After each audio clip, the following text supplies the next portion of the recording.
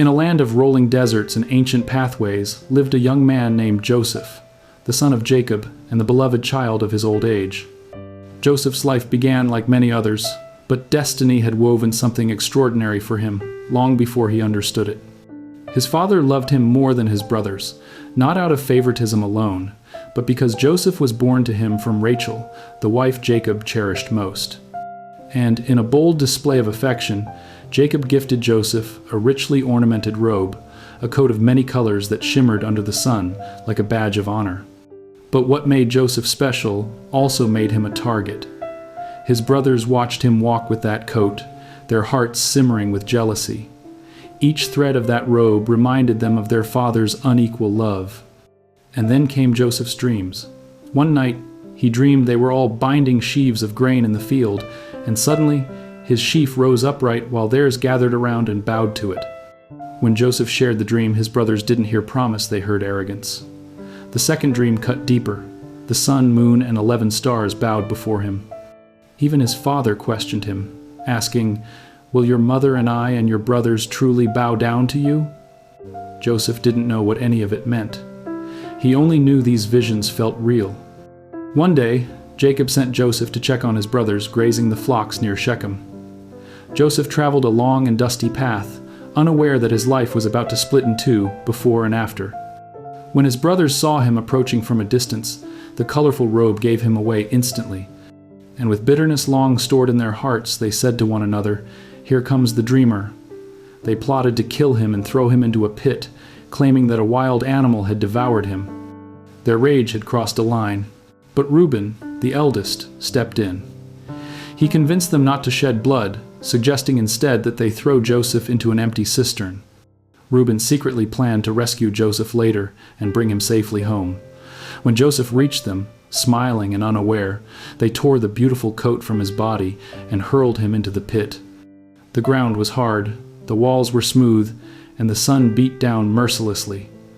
Above him, Joseph heard muffled voices and footsteps, and then silence. But the silence didn't last long. Through cracks in the pit's walls, Joseph saw shadows and movement. The brothers had sat down to eat while he cried out for mercy. Then, a caravan of Ishmaelite traders approached from Gilead camels carrying spices and balm on their way to Egypt. Judah spoke up, "What profit is there if we kill our brother? Let's sell him to the Ishmaelites." And so the brothers agreed. They pulled Joseph out of the pit, but not toward home, toward slavery. The traders paid 20 pieces of silver, and Joseph was led away, hands bound, heart shaken, everything familiar disappearing behind him. His brothers watched the caravan fade into the horizon. Reuben returned later, saw the pit empty, tore his clothes in anguish, and the brothers devised a lie to hide their betrayal. They dipped Joseph's stolen robe in goat's blood and brought it to their father. When Jacob saw it, he broke down in agony, convinced that a wild beast had devoured his beloved son. His wailing filled the tents for days. Meanwhile, Joseph was carried far from home to Egypt, a land of towering monuments, strange gods, and unfamiliar tongues. There he was sold again, this time to Potiphar, captain of Pharaoh's guard. Though stripped of his freedom and status, Joseph worked diligently. Something about him, his excellence, his wisdom, his integrity made Potiphar take notice. Everything Joseph touched prospered. Potiphar placed him in charge of his entire household, and blessings followed Joseph wherever he went. But success is often followed by testing. Potiphar's wife began to take notice of Joseph as well. She approached him day after day, trying to lure him into betrayal. Joseph refused every time, saying, "How can I do such a wicked thing and sin against God?" But she grew desperate. One day, when no servants were nearby, she grabbed his cloak and demanded he lie with her. Joseph wrenched himself away and fled, leaving the garment behind. Humiliated and enraged, she accused him of assault. Potiphar believed her words over Joseph's innocence, and Joseph was thrown into prison, a place where hope usually goes to die. Yet, even in the darkness of confinement, Joseph's character shone. The prison warden saw Joseph's integrity and wisdom just as Potiphar had. Soon, Joseph was put in charge of the other prisoners. His leadership wasn't based on power, it was based on trust, compassion, and resilience. One day, 2 high-ranking officials of Pharaoh, the chief cupbearer and the chief baker, were imprisoned. Each had a troubling dream the same night. Joseph, noticing their distress, asked them to share their dreams, saying, "Interpretations belong to God." The cupbearer described a vine with 3 branches that budded and blossomed, and Pharaoh's cup returned to his hand. Joseph interpreted it. In 3 days, the cupbearer would be restored to his position. Encouraged, the baker shared his dream of 3 baskets of bread being eaten by birds. Joseph told him the painful truth. In 3 days, he would be executed. Joseph's interpretations came true. The cupbearer was restored, and the baker met his fate. Joseph begged the cupbearer, "Remember me and show kindness by mentioning me to Pharaoh." But once freed, the cupbearer forgot Joseph entirely.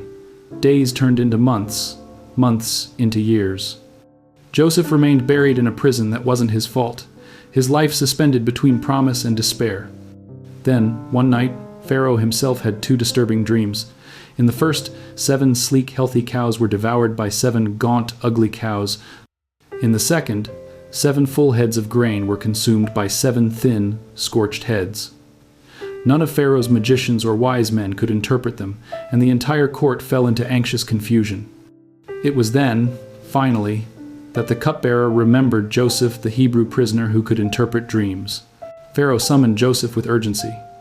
Joseph was shaved, given clean clothes, and brought before the king of the most powerful nation in the world. Pharaoh said, "I have heard that you can interpret dreams." Joseph replied, "I cannot, but God will give Pharaoh the answer he seeks."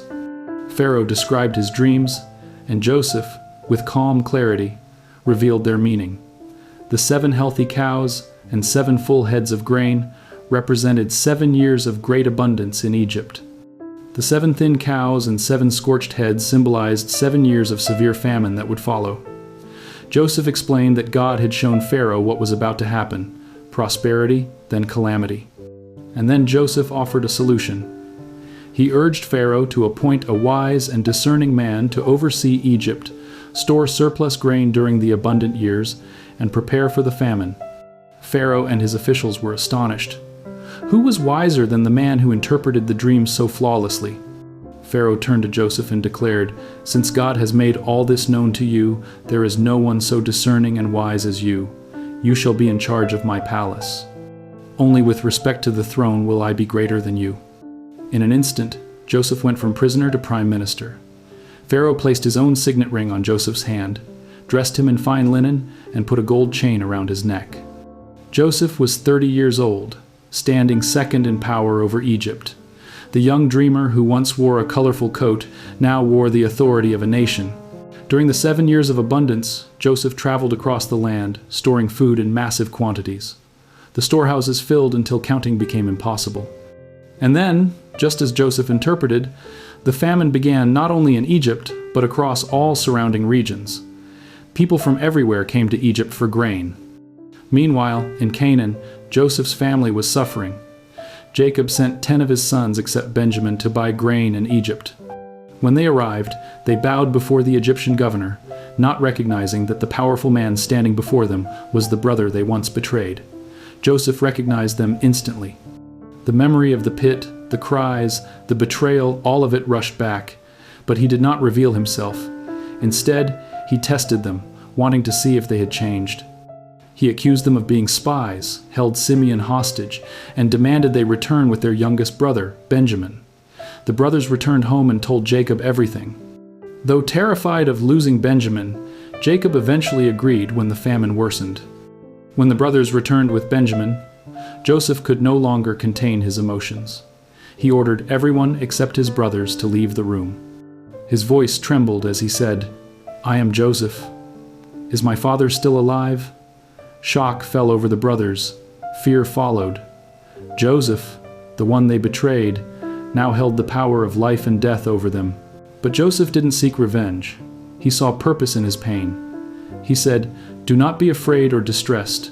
You sold me. Yes, but God sent me ahead of you to preserve life." Joseph wept and embraced them. News reached Pharaoh, who invited Joseph's entire family to live in Egypt. Jacob, overjoyed to learn his son was alive, traveled to Egypt, where father and son embraced after years of separation. Joseph provided for his family. watched his father grow old, and continued serving Egypt wisely. Before Jacob died, he blessed his sons and asked to be buried in Canaan. After Jacob's passing, Joseph's brothers again feared Joseph's power, thinking he might seek revenge now that their father was gone. But Joseph reassured them, saying, "You intended to harm me, but God intended it for good." Joseph lived a long life, saw his children and grandchildren, and remained a symbol of resilience, forgiveness, and divine purpose. His journey from favored son to slave, from prisoner to ruler, illustrates that even in the darkest valleys, faith can turn misfortune into destiny. Joseph's story reminds us that betrayal cannot stop purpose. Pain can lead to transformation, and what others mean for evil, God can use for good. And so the dreamer's story stands through time, woven with threads of suffering and triumph, proving that sometimes the path to greatness leads through a pit, a prison, and finally, a palace.